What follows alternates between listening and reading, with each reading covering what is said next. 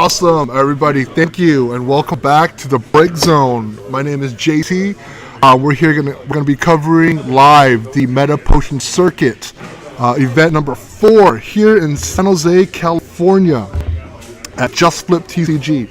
I'd like to take a minute to thank all of the tournament organizers, Matthew Okimoto, Kyle McGinty, for all the work they've done on the Meta Potion Circuit. I'd also like to give a shout out to Just Flip TCG here in San Jose for hosting this amazing event. And we're gonna go ahead and jump right in. We have Nia and Philip over here on our featured table here in Swiss 1. Both of these players have seen a lot of each other throughout this entire series. They both belong in the same play group here in San Jose. So it's going to be really interesting to see what people are playing. We've seen a lot of lightning and a lot of different types of earth deck being played. So in our last event, it's going to be interesting to see what people are playing now in this event as our meta continues to grow. Philip starts 1. He's going to go ahead and drop a Black Mage here. Nia goes with the 5-drop Lulu. That's a very, very risky play. It's a lot of CP to drop, pitching off with Shantoto. So, when a lot of people see the Lightning Lulu, they want to go ahead and get early fast with the Lulu. So it's really good to see him getting into that. Philip does his Sage, and he grabs yet another card back from his break zone. He's winning here on the card advantage. So it's a good start on Philip's end. Let's see what Neo does on here in the second turn, and he's mulling it over. Usually, he passes his turn, and here goes Philip. He's going to go ahead and let's see what he's going to do here. He's got a lot of different options. He duels both. He brings out a red mage. Philip is really working hard on his backup game. That's okay because Nia isn't actually posing a lot of threat right now because he doesn't have an active forward to do anything. So a lot of players take the time to go ahead and really go ahead and fill out their black row. Nia goes in and pitches a Lulu to play 2 cards to play a Sage. We have Philip here. Who looks like he's playing Mono Lightning here. He's got some options. We see the Canes. He could really get in some early swings here, especially with those hands. And he's mulling it over. Is it worth it for the damage? I like that his backup line is looking pretty good right now. But what's hard is he's playing Mono Lightning, so he needs an active forward to do something. So right now he's going to go ahead and play the Onion Knight, which is going to give him a haste. He's going to go ahead and swing in for a point of damage, putting him on the board.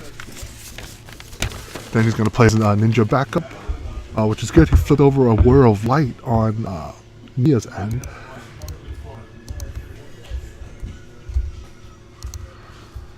And he plays that. He's playing that. The Sage Onion Knight comes in. He's able to give it haste, and he's going to swing.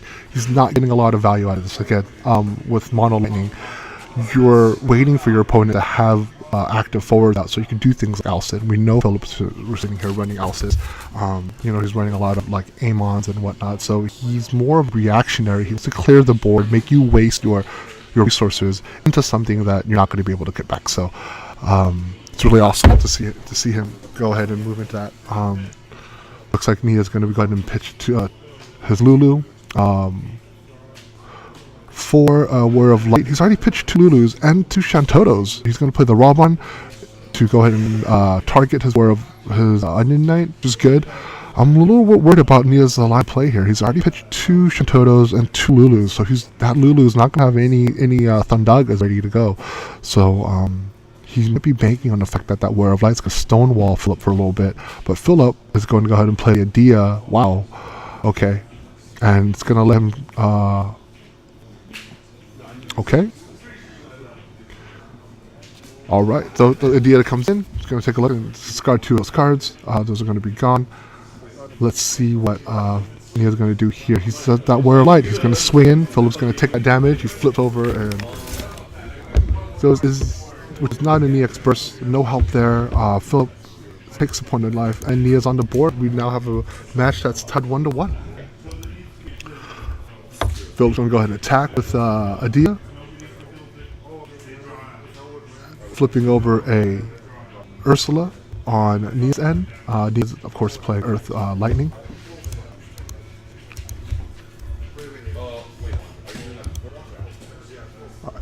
Philip's going to go ahead and take that point of damage with that Fusoya, which isn't really going to help him too much here. He needs that Lulu to play that Fusoya. He's going to go play that Odin, pitch the Odin into a guy. That's really going to help wall up Philip here. Philip's at 2 points damage, so let's see what Philip's going to do here. Looks like he's got the canes in his hands. He can really do a lot of early aggression here. Of course, the Odin onto the guy, which is one of the most played targets of Odin. He's going to pitch his Alcid. He's going to play the Fusoya. He's going to do some extra damage to the Warrior of Light, which isn't really going to do much of anything here, because Warrior of Light, negates that damage. But he's playing into his backup line, hopefully. Oh, and he's going to go ahead and wow, takes 2 points of damage there, getting rid of the Warrior of Light, which is fantastic. Good play on Philip's end, putting Nia at 4 points of damage.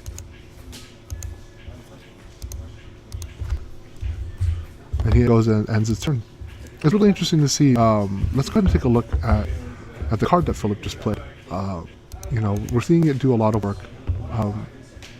We have Nia here running into the Opus 3 Lightning. He's going to go put an Odin back on the top of his deck, which is the EX Odin, which is good. That means he's not going to try to get a lot of that attacking in. But let's go ahead and take a look at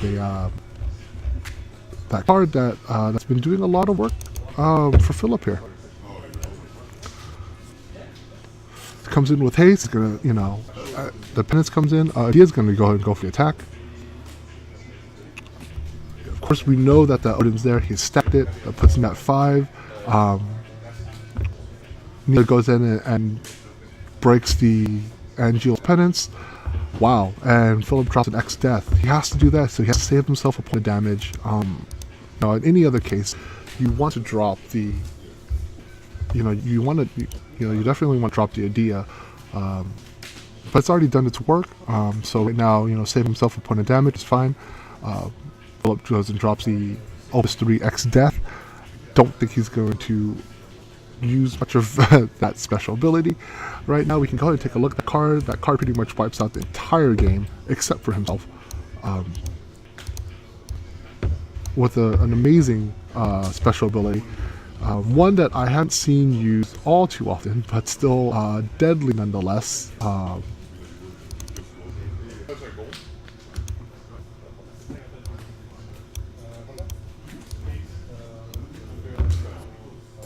Nia goes and drops the Gilgamesh.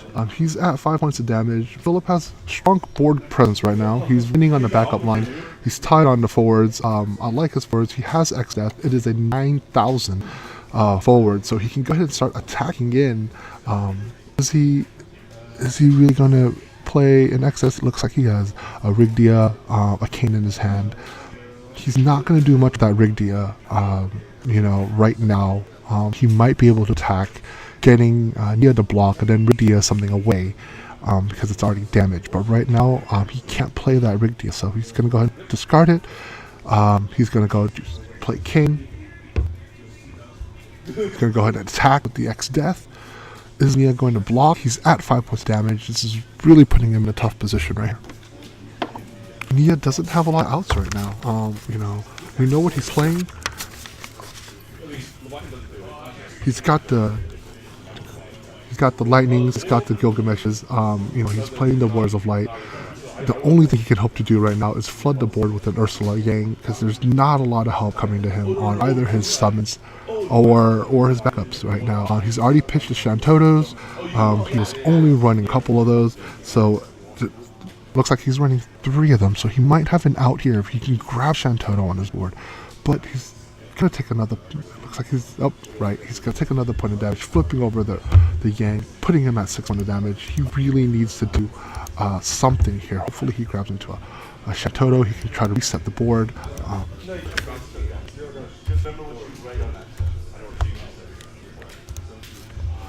Does he have that Shantoto? It doesn't look like he does. Looks like he has a Titan in his hand. I don't see a line of play here that's going to save him. He's got to flood the board right now. He doesn't have a lot of options. Philip's in complete control of this match right now. He's got 5 backups. He's already at the end of his ramp.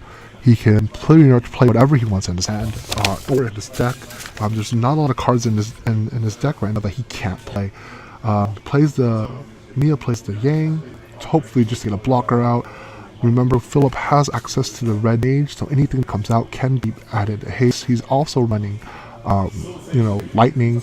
We haven't seen Philip play a lot of Odins. He played one on a guy, so he can easily Odin any one of these targets right now, and swing in for fatal. So Nia passes his turn, and there we go. We see Philip drawing that 7-drop Odin.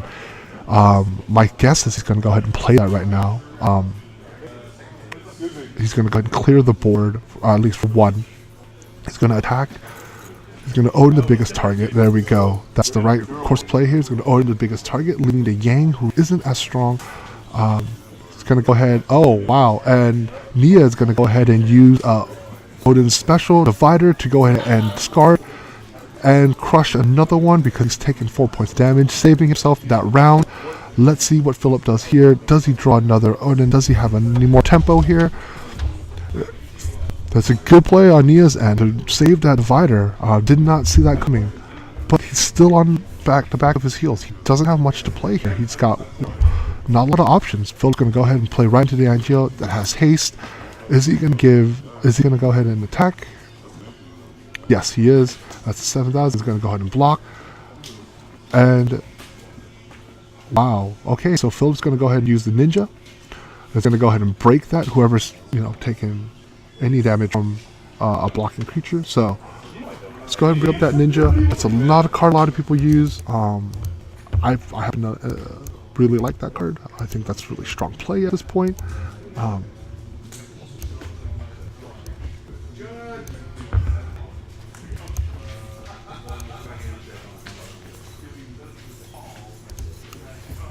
And it looks like that's the 7 points of damage. That whole ninja play, really forcing Nia to go ahead and block, going into that. He didn't want to block. He had to do something.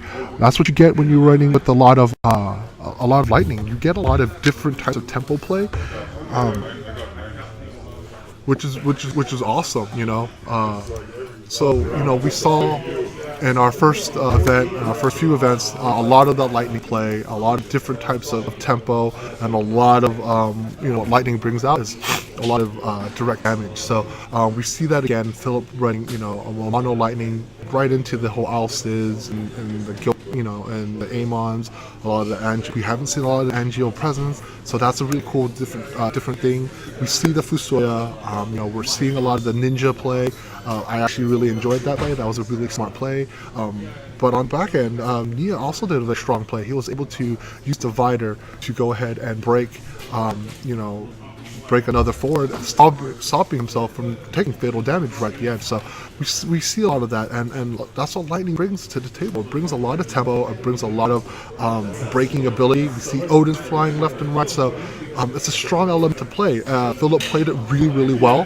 He was able to really put a lot of pressure on Nia right from the get-go, and we see that and we see a lot of that with lightning play, and it's really interesting to see how different decks try to combat that. I find that to be really, really hard to do, especially from a lot of different decks. They can't really deal with that unless you're running like a Minwoo or you're running like a Larsa or a Cecil. So it's really cool to see how different players react to that. Lightning is very, very quick in terms of dealing with board presence. So hopefully we get to see a little bit more of that. Again, my name is JT. Welcome to the Brick Zone. We're giving live coverage of the Meta Potion Circuit Event 4 here in San Jose, California at Just Flip TCG. If you like what we're doing, go ahead and hit subscribe. Thumbs up or thumbs down. Give comments. We'll be reading them all day. And stay tuned for Swiss Round 2, and we will be right back with our live coverage. What's up, everybody? Welcome back to the Break Zone. As you just saw in our feature match, we had Philip against Nia, with Philip taking it down, and he's running Mono Lightning. Nia, what were you running? I was running Earth Lightning. Awesome. So let's talk about that game.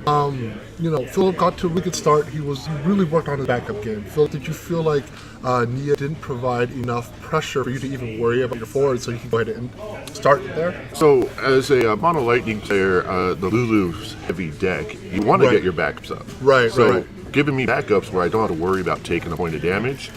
It's always good, right? Yeah, you don't really need to worry about any upcoming damage. You want to build up that back row, so every play that you make afterwards is even more efficient, right? Yeah, my goal is to get to at least 4, and then Edia actually has value at that point. Right. I saw that Edia play. That was actually really nice. Neil, what were your thoughts going into first turn? I saw you did the 5-drop Lulu. Was that worth it? No. So my whole thought process was, I don't know what Phil's playing. He played Golbez last time.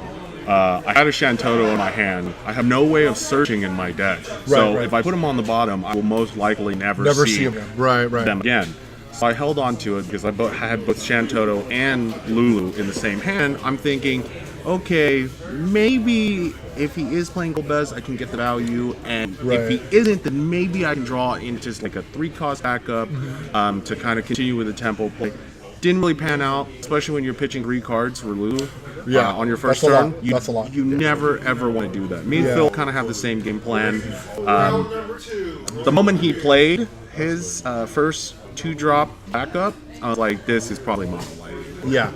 I noticed you pitched your Shantoto. I did. And then you pitched some Lulus. Yeah. Which really would have helped you on that Thundaga end. At that point, I felt like I was so far behind that I needed to just have forwards. Right. He had the Ninja as That was a good play. That was a good play. And I know from experience playing against the mono lightning decks that if you allow them to have enough aggression, they can play the Angel Penance, ping a guy with the Ninja, and then break it when they attack with the Angel. Right, and we saw that happen. And that's terrible. You never want to do that. I felt like my matchup might have been a little bit favored towards Phil because I do run Hecaton Kira, and I do run Titans. But he got so ahead. The problem is he was so... in this game, it's like if you get ahead with backups and you're not having to discard cards for resources, you're never going to be in a bad situation. Exactly. Is that? Yeah. I mean, I never saw my Lulu though, so I don't think you needed to. I didn't need to see her. I had enough ping damage with the Ninja and Fusoya. I saw your hand, and I was making a comment about how Mono Lightning needs opponent forwards to actually really work. You're holding on to Alcid. You're holding on to. I saw you play that on your night. I'm like, okay, not getting a lot of value. You pitched your big Dia. I saw that. So, it's something that you have to deal with as a mono lightning player. I felt the tempo of the game. He was reacting to everything I was doing. Which is what you want when you're playing. But if he's not playing forwards, I can't play my Alcid. Exactly. So it's a good transition to just build up your back line. And I think that really paid off for you guys. Yeah. All right, guys, we're going to go ahead and move into Swiss round 2. I'd like to thank Philip and Nia for coming in here and talking to me about their matches. So we hope you guys like what we're doing at the Break Zone. Again, hit the subscribe button. And if you like what we're doing, thumbs up. If not, thumbs down. Feel free to give us a comment. I'll find you if you thumbs down. We will catch you guys for Swiss round 2.